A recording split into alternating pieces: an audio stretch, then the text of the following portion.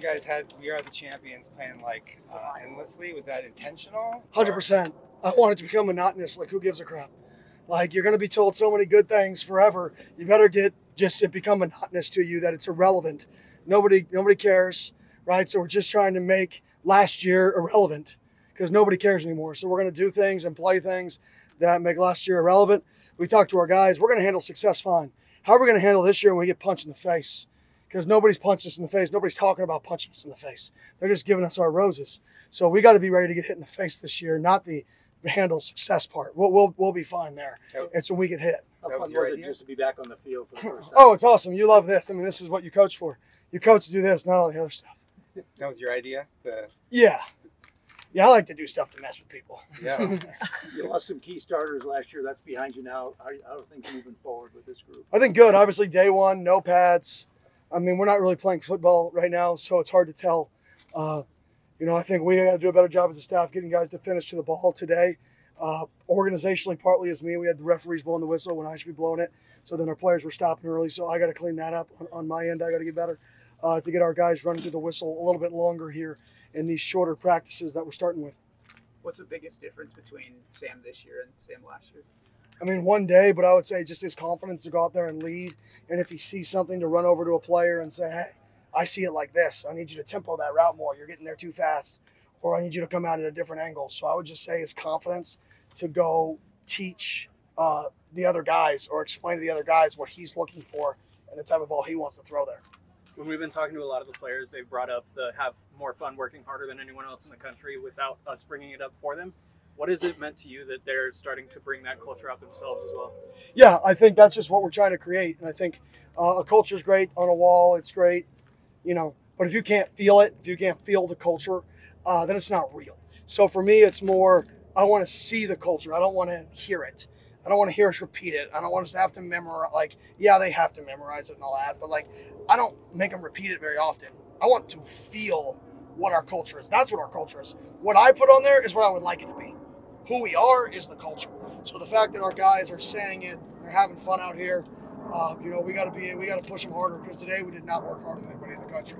So we got to as a staff organize it a little more to push ourselves a little harder at the end of reps. Coach, 2024 set the bar pretty high for you guys. A little bit different this year coming into spring than it was last year, and how do you match that effort and energy? Yeah, I mean, to me, it's like, who cares? Like, nobody cares. Somebody, Trenton Bourget sent me a clip the other day. A sailboat doesn't sail on yesterday's wind. Like, there's not a better quote for this year than that. Is like, you don't go nowhere if there's no wind. And our leaders, our best players, are the wind of our program. They're the guys that are going to push this boat, and everybody else is just going to be on the boat, and they're going to go with it. And our best players got to be the wind that moves this boat, and we'll only go as far as them. Was everybody out here today that you expected? Yes. You're taking Kanye Udo and his potential to be that featured running back? Yeah, he's one of the guys competing for the job. There's not one guy here that showed up here and I said, you're the starting running back.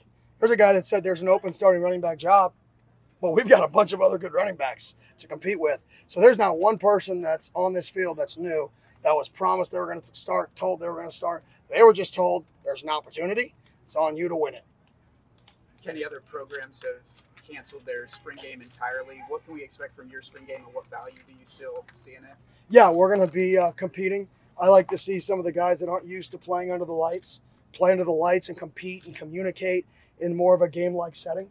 So that's what I take out of the spring game. Some of the older guys, like we know Xavier Halford and Miles Rouger and CJ Fight and Ben Coleman, like they've played under the lights. Do they really need another rep of that? Probably not. But do some of these younger guys like Rodney Bimage has done unbelievable this offseason, absolutely unbelievable.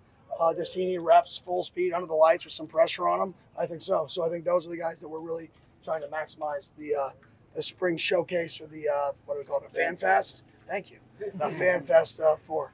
You mentioned Rodney. Are there any other guys who were maybe a little bit more behind the scenes last year that you've seen make big strides? Yeah, I mean, I think there's a bunch. I think you talked Rodney in the DB room. Tony's gained 20 pounds. Chris Johnson's gained like 18 pounds.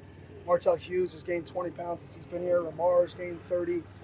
Terrell Kim's lost about 45 pounds in a good weight since he's been here. So I think there's a ton. A few of our young bucks like Corey Butler's flashed, Uriah's flashed. I mean, we've had a few guys really impress us early and really push themselves. What do you need to get done in these 15 practices? Yeah, we need to keep the standard and raise it. You know, if we're the same team as we were last year, if we're the same standard as we were last year, somebody's going to surpass us. Because whenever you set the bar, there's a reason records get broken. Because whenever you set a bar, people break them. It's the nature of it. Every record gets broken, or most records get broken because everybody gets better. So because we were somewhere last year, we're going to be broken. The team of last year would be beat this year multiple times. So if we're not a better team, then we're going to lose. And we got to understand that. Then we got to push ourselves past that point. And then you said, obviously, like finishing to the whistle, but overall, I mean, I know it's day one, they're going to have energy, but you like the overall energy communication with the guys on the field? Yeah, I did. I thought the energy was good. I mean, you guys were out here. I thought it wasn't like a lulled deal. Like I said, I just still think and part of the not running through the whistle is my fault because we were blowing the whistle so fast. So when I say not running through the whistle wasn't elongated enough for them to actually run to the ball to really see what the true effort level was. So part of that's on me that I got to get cleaned up. This is your third spring now. How much different is this one than the first one? Pretty drastic. Pretty drastic. I can say that. You know, so. We got Sam Wait. So one more for Kanye. Obviously, him at Army. How do you think that rigorous schedule kind of helped shape his discipline as a competitor? Yeah, he's just a great young man. He's a great competitor. He's super intelligent. So I think the structure is probably less than what he's used to. So it's a positive, and he's got more time to really work on himself and stuff like that. But he's a great young man. I'm glad we have him in the program, and I'm excited to see him compete. Let's practice. You know, it's good to be back out here. A lot of rest to knock off, but, you know, just excited to be with the guys and, you know, see our new guys compete and see what they got. How different does this year feel for you? It's a different approach for sure, you know. Outside noise is a factor, you know, and then you're proven second year in the system. You know, so it's a lot of fun for me to just be able to, you know, run the show and, you know, make a lot of checks that I haven't made in the past before and just demand more out of the guys and demand more out of myself. So we're going to be a different team, and it's going to be a different challenge this year. You know, we're just going to have to find our identity. Sam, every national magazine and report has you as one of the top quarterbacks returning this next fall. How does that make you feel, and how does that motivate you? Yeah, I mean, first of all, you know, it's good to have that. You know, to show the work that you put in, you know, it really means something. But, you know, today was just like another day out here. It doesn't change my opinion on the game and the work you got to put in. If anything, it just means I got to hold myself to a higher standard. And that's how it's going to be every single year. You know, just finding ways to bring everybody with you now. You know, last year was more so just me trying to make myself better every single day. Now, so I got to bring an entire unit with me along with myself. So different challenges, like I said. So along those lines, how has your leadership style evolved, and how will that look this year compared to what it was last year? Honestly, I don't know how much it's really changed. You know, I try to be the same person every single day, come to work, you know, demand a lot out of myself. Then ultimately everybody sees that and, you know, demands the same out of themselves. You know, and I bring a lot of competitive juice and energy, which I think I need to bring more of in the next practice and just challenge the defense more and just, you know, get on people's heads more and cause some aggravation. Do you think people are more willing to follow you now, given what you accomplished last season?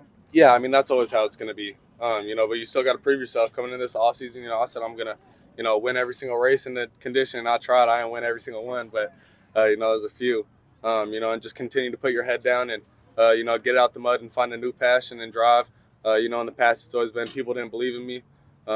You know, it's the same thing now for on a bigger scale, you know. You know, how well can I play to be, you know, do the best that I can. What did your off season look like? What all did you work on the most? Well, at first I had to take some time off. You know, it was a long season.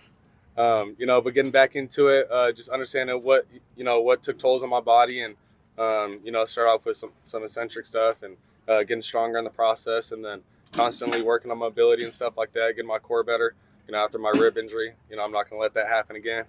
And just stuff like that, continually working on my mechanics, you know, working with new guys and figuring out what's going to take me to the next level. And then in the film room, just figuring out, you know, what can I do to take our team to a new level with this different dynamic, you know, handling the run game, protections better, and everything to do with that. Did you do anything for fun after the season? I did. I went to Colorado and went on a little skiing trip. Yeah. Sam, what is it going to take to raise the bar? You talked about that, raising the bar from last year and surpassing 2024. What does it take? I don't know. We're going to find out. You know, I wish I could tell you. I've never done this before. So I'm just figuring out day by day and, you know, coming to work and putting my head down and, you know, trying to be the best version of myself. today I didn't feel like I was, and it's going to put a chip on my shoulder over the next week, and just understand that it's not the same as last year, and I wasn't going to come out here and just be the same, which I kind of expected a little bit, but you didn't play ball in over 3 months, and so it's just new and different, and I'm going to have to find a way around it. What are some of the things that you and Coach Arroyo can do now that you weren't able to do last spring together, just with your time together? Just talking about overall philosophy of like what we want to get to. Before I felt like we didn't have a look. It was kind of like you have to play through it. Now it's kind of if I know the offense so well, I can get to a new play and new checks and get to man answers and protections and check to a run or check out of a run and stuff like that. So it's just understanding the offense as a whole. Whereas now we're not going to be stuck in any bad plays. Did you do a lot of studying of last season to make that step? Yeah, I did a lot. I didn't do an overall study of the offense, it's more so of myself. Drop back pass, play action, where my eyes are, different looks and timing and stuff like that, footwork pieces. Obviously, the coaches go and do a whole debrief of the entire season. Then I come in and listen to what they have to say and see the new adjustments that we're going to make on the next year. How nice was it being able to take the off season and just focus on improving without having to worry about the portal or winning the starting job or anything like that? It's kind of tough at first not playing ball. I was kind of sad the day after the Texas game, I was just sitting at home and I didn't know what to do. I was just watching the tape and was like, I don't know what to do. I'm just not getting ready for next week. So I took some time and was able to, I do a lot of meditation stuff and was able to, just take the whole season and take it for what it was and, everything in my life up to this point, which is pretty cool. And then reset, a new year. That's the hardest thing I think for us. We're going to have to completely reset, understand it's a new team. And like I said, new challenges. Cam said earlier that it's the leaders on this team that are going to have to push this forward and raise that bar. What kind of pressure does that put on you guys that are leaders, team leaders? Yeah, that's how it was last year. And, that's how it's always going to be on every successful and good team. And it's been like that since, I was a little kid. So I don't think it's any more added pressure to me or the leaders on our team. That's what we expected and that's what we know. When you get invited on the leadership council, that's the burden that you're going to take. And I think for us, it's to get everybody else, to be at that same standard and then hold us accountable. Young cat yelling at me for some, you don't see that every day, but it would catch me off guard and then I'd lock in, so. How valuable is it to still have a wide receiver one like Jordan and have that pre-built chemistry? Yeah, it's pretty special. He's a unique player and we have a really good connection. The way that he's able to, catch certain balls and understand spacing and positioning and everything like that. He's a really special player. I know that's going to be there, so I'm just trying to figure out everybody else right now. I've seen you guys' kind of connection grow the offseason. Now you guys moved in together. How do you guys come closer? We didn't move in, but yeah, he'd be at the house all the time. So that's my guy. We always push each other and everything. Competing at swimming in the pool, playing ping pong, everything. Sam, Kenny talked about how playing We Are the Champions on the first day was intentional. What do you think that does to help the team get in the right mindset and set the tone? Well, I can't speak for everybody else, but it was annoying me. I don't care about last year's championship. Obviously, it was fun for the moment, but I don't want to hear that no more. I'm going to go tell them to turn it off because we're not no champions anymore. It's a new season. We got to go.